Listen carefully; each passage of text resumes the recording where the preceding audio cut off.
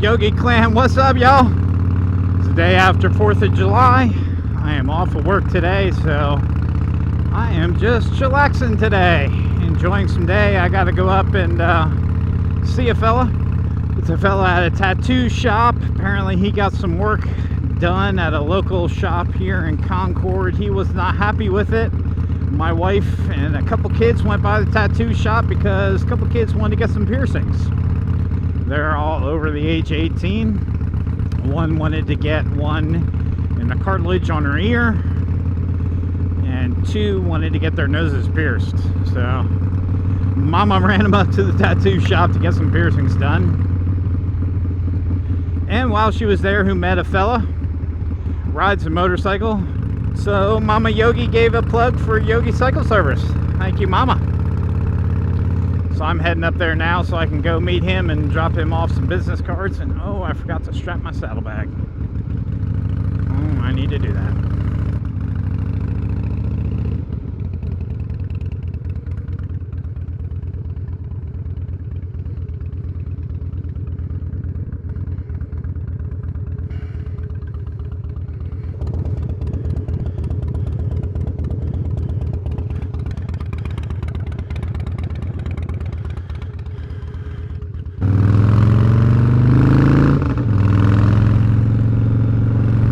Sorry, I had to clip my saddlebag.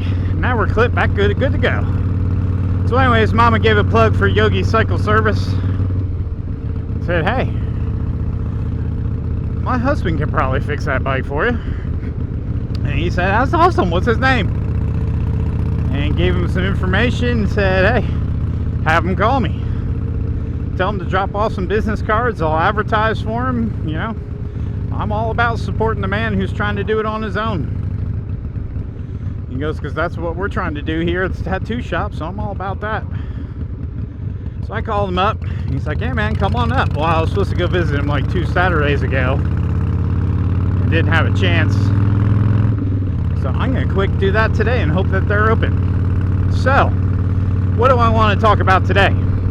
I saw, there's another YouTuber out there. Goes by the name of Chicago Chuck. I don't think that's his YouTube channel. Back Road Biker Adventure or something like that. I don't know. I don't remember what it's called. But he lives like in New Mexico. He's, how would you classify him politically? He's a do what you want, freedoms of America. I don't know what a good classification of it would be. But basically, hey man, we live in the land of the free. You do what the heck you want to do. Don't be, living under the influence of the man. Obey the laws of the land, but you are free to do what you want to do. So, and he has prospected supposedly for a few other motorcycle clubs, one of those being Iron Order.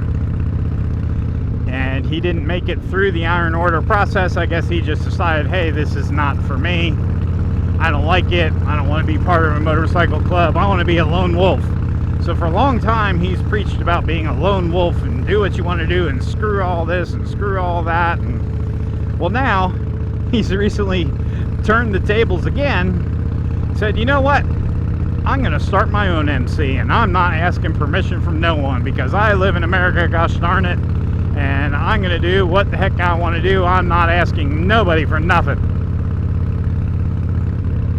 I'm just going to start this club. And hey, anybody who wants to start it, here's my email address. Send me a message. And let's get it going. The first few patches, we're just going to give out patches because that's how MCs start. And then after a while, we'll do a 3-month hang around and a 6-month probation. That way it's 9 months to earn your patch. But just to get us going, we're just gonna start this, and we're just gonna hand out patches to those who I'm gonna go through and vet the people and make sure that they're qualified and that they're the type of people that I'm looking for. And yeah, because the early clubs, they just went to bars and handed out patches and just to get the club started, and then from that point forward they started vetting people. So that's how I'm gonna do it. To which there were a whole lot of reactions. So let's run the opening intro and let's dive on into it. Let me share you my thoughts on the limited amount of experience that I have on how I think that's going to go for him. So be right back.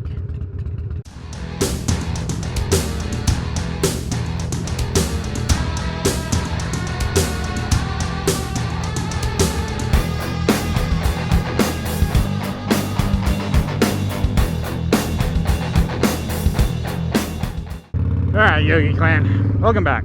So, what are some of the things that I have learned? If you want to make yourself an RC or a riding club or an MM, a motorcycle ministry, those groups, from what I have learned, don't need permission from a dominant club to sew a patch on your back. But if you want to be a true three-piece motorcycle club, tradition has it that you go through what they call the dominant club, which would be the club that rules the area in which you live in, that has control of that area. So each area, everywhere in the US, there's a dominant club who has a presence in that area. I'm not really aware of too many areas that don't have some kind of dominant club that claims that area as their quote-unquote territory.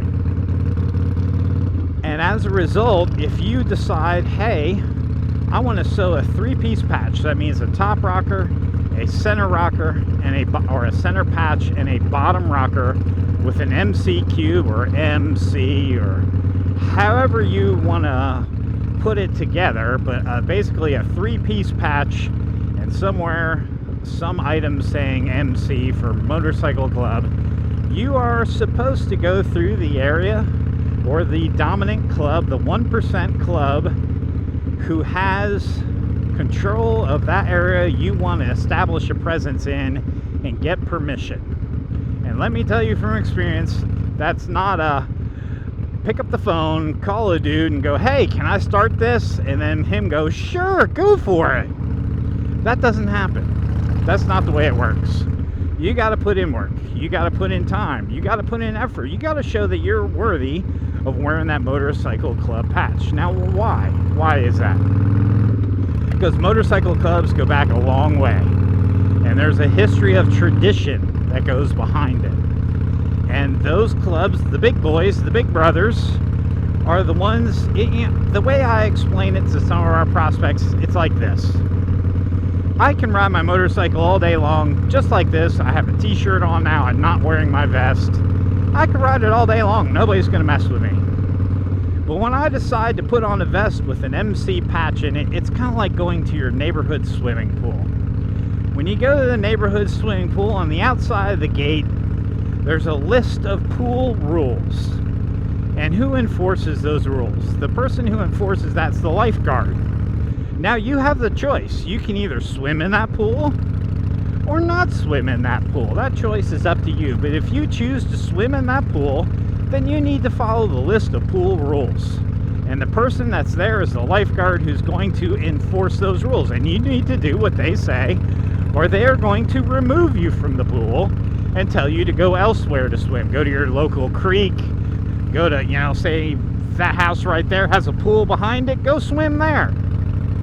If you're going to swim in this pool, you're going to follow these rules.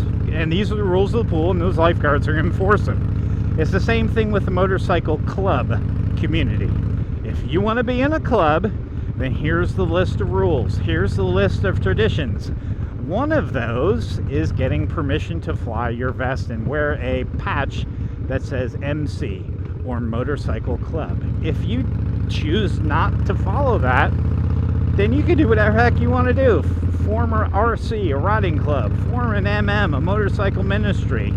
Just don't form an MC. Because if you form an MC, then you are making the choice to swim in that pool. And if you're going to swim in that pool, then you need to follow your local lifeguards or the dominant 1% club. And if you don't know what a 1% club is, I suggest you Google it and look it up and educate yourself before you do something stupid. This guy is fully educated on MCs and how they work. But basically, he's sticking up his middle finger saying, screw you, I don't care what we're going to do. And I'm going to do what I'm going to do, and, you know, it's basically I'm going to ask for forgiveness instead of permission. Well, that could get people, maybe not in his state because he's got some connections and he's, you know, got a big YouTube following. Maybe it necessarily won't get him hurt.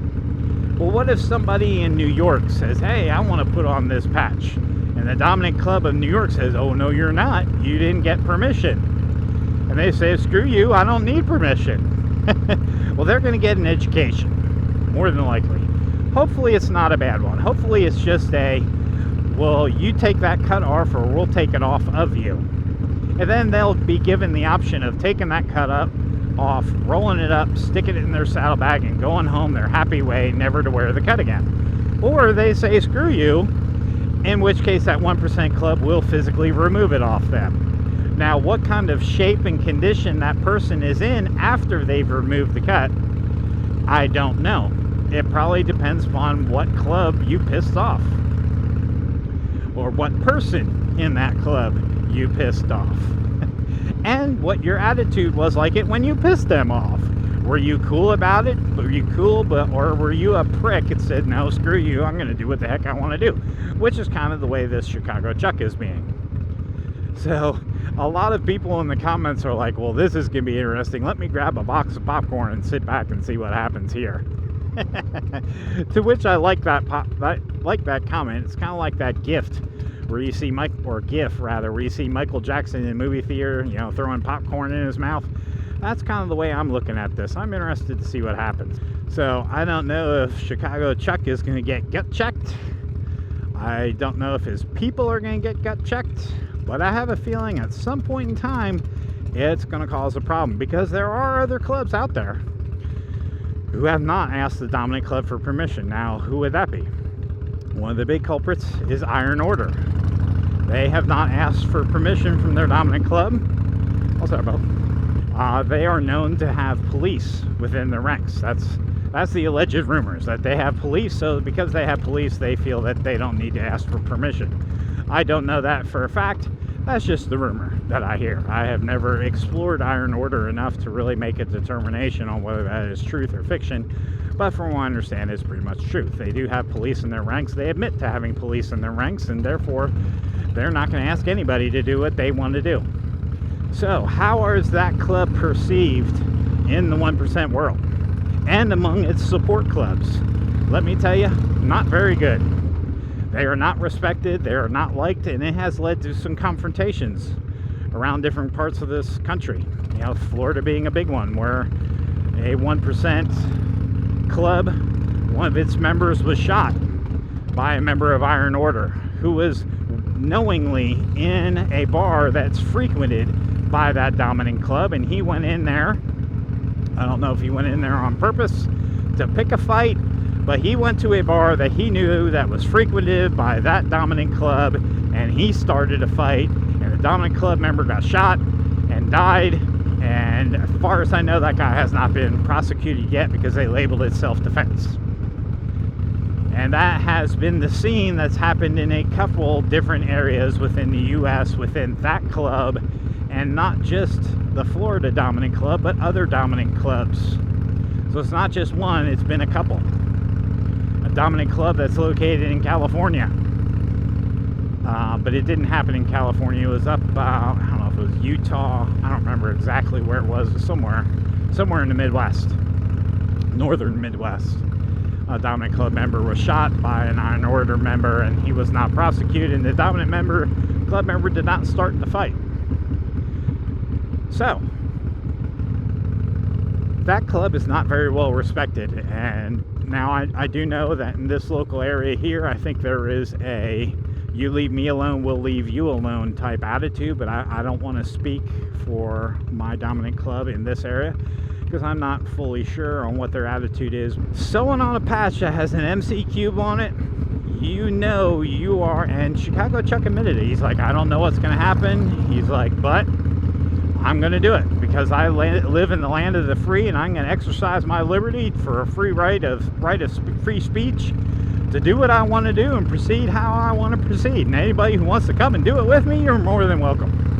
Which to me is a very dangerous statement. because now are you not only putting your health and well-being on the line, now you're putting that of other people who may not know better. So this video is to really educate those people.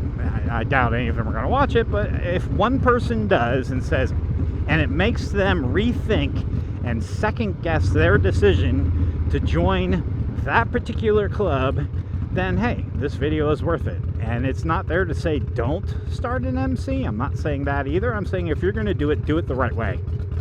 Earn the respect of your dominant club.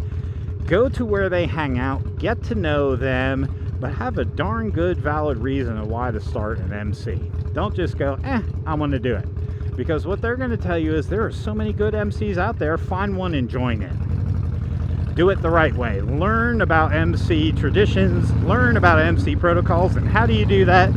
You do that through joining an existing club. You don't learn about tradition and protocol by starting your own gig and making your own traditions. That's not how it works.